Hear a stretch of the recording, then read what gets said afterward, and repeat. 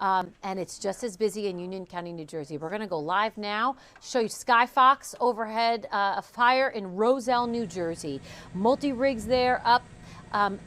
Actually, we see that there might not be as much smoke as we were seeing earlier, but it is, as Nick was telling us earlier, quite windy there, windy around the region as well.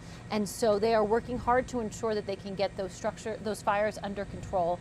By my vantage point, but I'm going to bring in Dan Rice to talk to us a little bit about what he is seeing from high above. It looks as if there's 2 structures on fire. Dan, I know it's dark out, but do I have that right? It looks like there's 2 homes on fire there? Unfortunately, Teresa, there were 3 homes that were caught up in this fire. This all started around 5 o'clock this evening. We are looking down at East 9th Avenue in Roselle, New Jersey. You can see the firefighters lining the street there. It's a 4-alarm fire.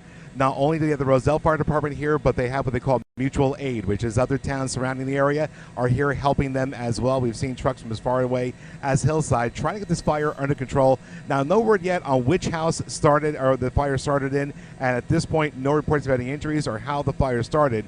But look at the damage at the first house we're going to show you. You can see everything down to the rafters there in the attic area. All these homes are 2-story homes. You can still see a little bit of fire towards the back end of the first house. We come to the middle house now. You can see a lot of that siding has melted off of the top floor of that building, and a lot of damage created by the fire and all that smoke still coming off of there. And of course down here in the third house where we see the firefighters earlier, there's a little bit of fire. Actually move the camera over here, and you can still see a little bit of fire coming from the front of the house, right?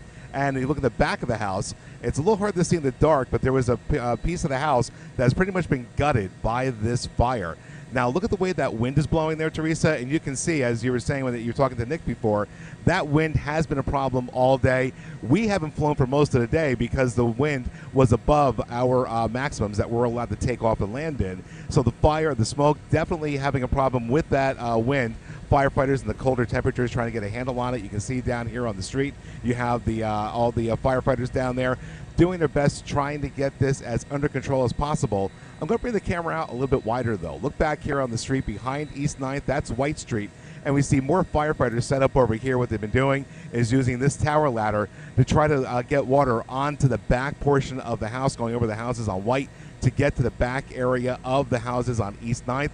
The firefighters, they've been out there doing their searches, making sure they're getting every pocket of fire they can. But it seems like every time they seem to get a handle on the pockets of fire, you can see right there they flare up on the one house here, and we can see back over here another pocket coming to the back. So it's been about 3.5 hours now they've been fighting this, Teresa. And it looks like it's going to be a busy night for these folks as they still try to get this under control.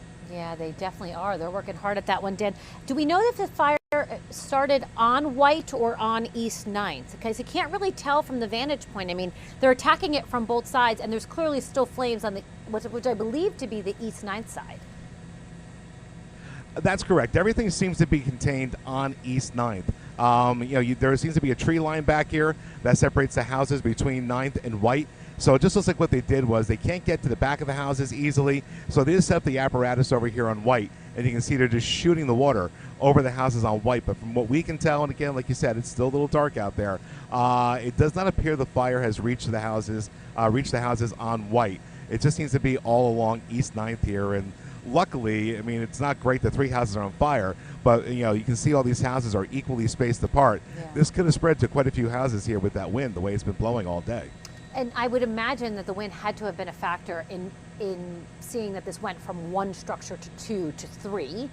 That's usually what happens in these kinds of situations. Of course, they're still working on a cause and all of that, but are you hearing anything in terms of what might have sparked this? At this point, we have not. Nobody on the ground yet has given our newsroom any information or indication where this started. It's not even clear yet which house started the fire, but again, if you look at the way the wind is blowing, it would appear from our vantage point that this probably would have been the first house to catch fire, and it just went down the line here, catching the next 2 houses on fire. It's really sad to see this, especially when you think about the fact that we're just a few weeks from Thanksgiving, just a few weeks off from the Christmas and Hanukkah holidays as well. And so we do hope, we haven't yet heard of any injuries, but we do hope that everybody who was inside made it out. It happened, right, you said about 5 o'clock the flames broke out, or at least we got word of this? Right, they received the calls around 5 o'clock, and like you said, at this point, no reports of any injuries, and it sounds like everybody got out unclear if these are single or two-family homes, but obviously a lot of families lost a lot here going into the holidays. Yeah, you can just see those holes in those roofs there. All right, Dan Rice, we really appreciate it. Be safe, and thanks for bringing us that report tonight.